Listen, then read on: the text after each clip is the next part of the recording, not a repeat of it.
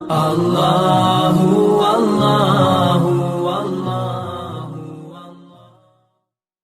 ملا رومی رحمۃ اللہ علیہ فرماتے ایک دن نا شیر نے ایک دن نا ریچھ کو ساتھ لے لیا اور ساتھ لے لیا لومڑی کو. اس نے کہا اور شکار کرنے چلے. چلو جی, شیر کی مہربانی ساتھ لے لیا ہے, حالانکہ اس کو کسی کی مدد کی ضرورت ہے, وہ تو بادشاہ ہے. بادشاہ سلامت نے ساتھ لے لیا. شکار کیا 3 چیزوں کا. ایک شکار کیا خرگوش, ایک ہرن, ایک گائے. اب وہ شکار کر کے واپس آئے تو جو ریچھ تھا نا ذرا اکڑ اکڑ کے چلنے لگا کہ بادشاہ کے ساتھ میں بھی تھا, یعنی شکار میں میرا بھی حصہ. اور شیر بھی سمجھ گیا بات کو کہ اس کا دماغ خراب ہو رہا ہے, حالانکہ میں نے تو ویسے ہی ساتھ لیا.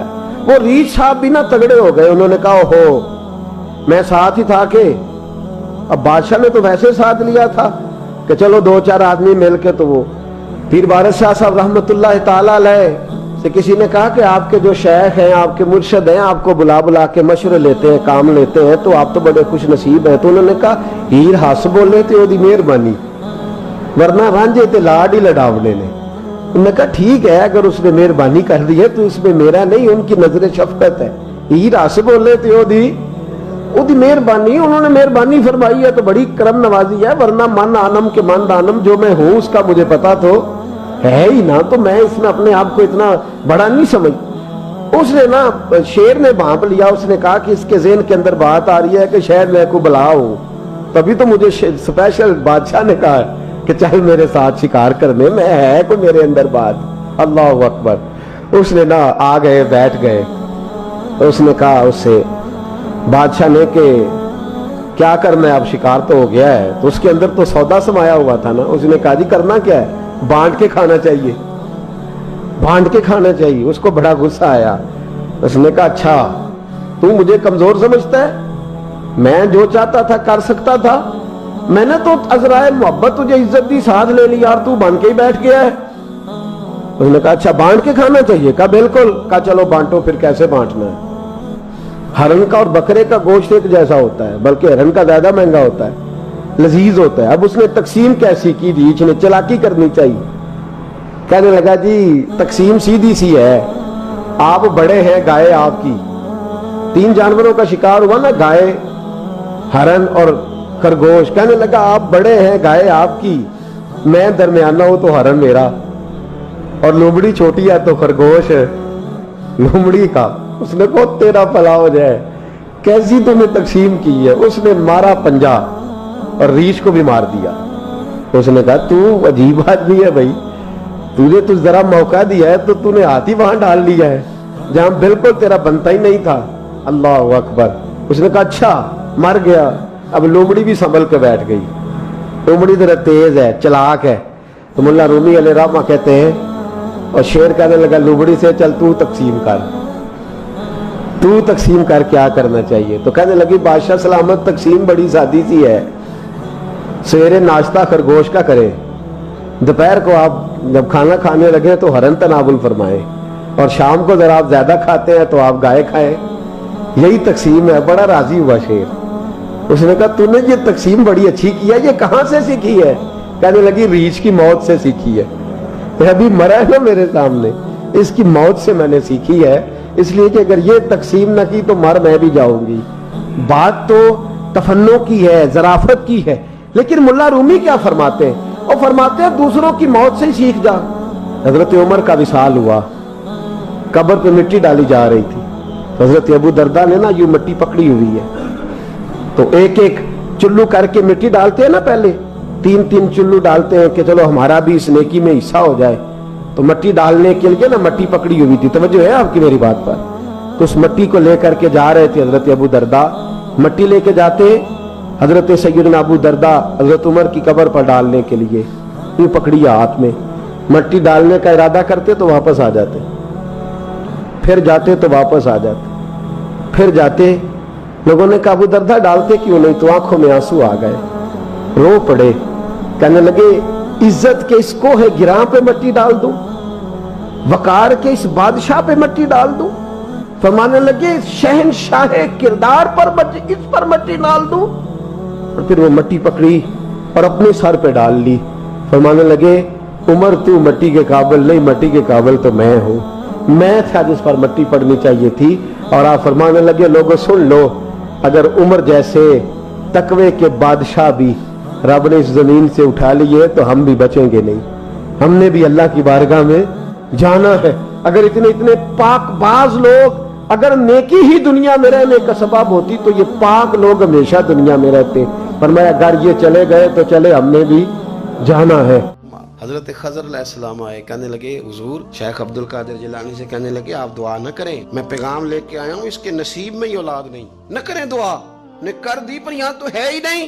तो ये लाडले हैं ना रब रसूल के, अल्लाह रसूल को मना लेते हैं। तो गौसे पाक कहने लगे अच्छा नहीं इसके नसीब में दुआ, चलो ठीक है, औलाद कोई नहीं, कोई नहीं। फिर हाथ उठाए, कहे अल्लाह तुझे पता था ना कि ये मेरी तरफ आ रही है, और अल्लाह तुझे इल्म था ना मेरे दरवाजे तक आ गई है, और मालिक तुझे पता था ना दुआ का कहेगी और मैं दुआ करूंगा, तू जानता था ना। अच्छा अच्छा मैं समझ गया। अब ये लोगों से जाके कहेगी मैं अब्दुल कादिर तक भी हुआ यूं पर मेरा काम नहीं बना, मिला कुछ नहीं, ये कहे और दो आंसू शेख अब्दुल कादिर जिलानी गौस पाक, अल्लाह अच्छा ठीक है, कहेगी ना मैं हुआ यूं, ठीक है कोई अर्ज नहीं। लफ्ज कहे हुजूर गौसे पाक ने तो जनाब खिजर वहीं खड़े खड़े कहने लगे अब्दुल कादिर तेरे भी कुर्बान जाऊं और तेरे रब के तेरे साथ प्यार के भी कुर्बान जाऊं।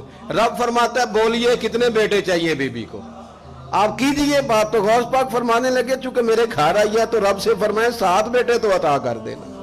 ओ भाई इतनी सी बात नहीं लोगों की समझ में आती कि मेरा कोई लाडला प्यार वाला हो तो मैं मान जाता हूं, तो जो रब रसूल के लाडले वो जब बात करते हैं तो अल्लाह रसूल भी मान जाते हैं। भाई इतनी सी बात है। एक शख्स ने आके कहा हुजूर मेरा वालिद इंतकाल कर गया है, रात ख्वाब में देखा बड़े अजाब में, लोग बड़े परेशान होते हैं इन बातों में बड़े, लेकिन मैं बड़े दलाइल कायम कर सकता हूँ। हम हमें क्या मलांग समझते हैं कि हम जो बात करेंगे बगैर दलील के करेंगे?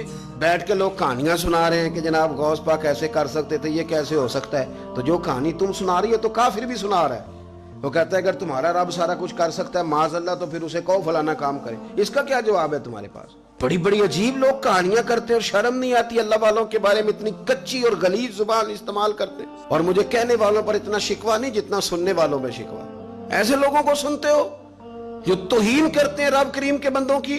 सुनो हुजूर गौसे पाक से आके कहा हुजूर मैंने रात ख्वाब में अपने वालिद को देखा अजाब में, मैं बड़ी तकलीफ में हूं, मेरे अब्बा के लिए दुआ कर दें। तो गौसे आज़म फरमाने लगे वो यहाँ कभी आया था, बैठा था। हदीस है सही बुखारी में सही मुस्लिम में कि जिक्र वालों की मजलिस में बैठने वाला बदबख्त नहीं रहता, अल्लाह उसे सईद बख्त कर दिया करता है। ये हदीस है बुखारी मुस्लिम में हदीस। अब तुम हदीस मानने से भी इनकार करोगे? जो अल्लाह वालों की महफिल में आए बदबख्त हो तो रब सईद बख्त कर देता है, बुखारी मुस्लिम है। जो जिक्र वालों के साथ बैठे तो रहमत उसे घेर लेती है।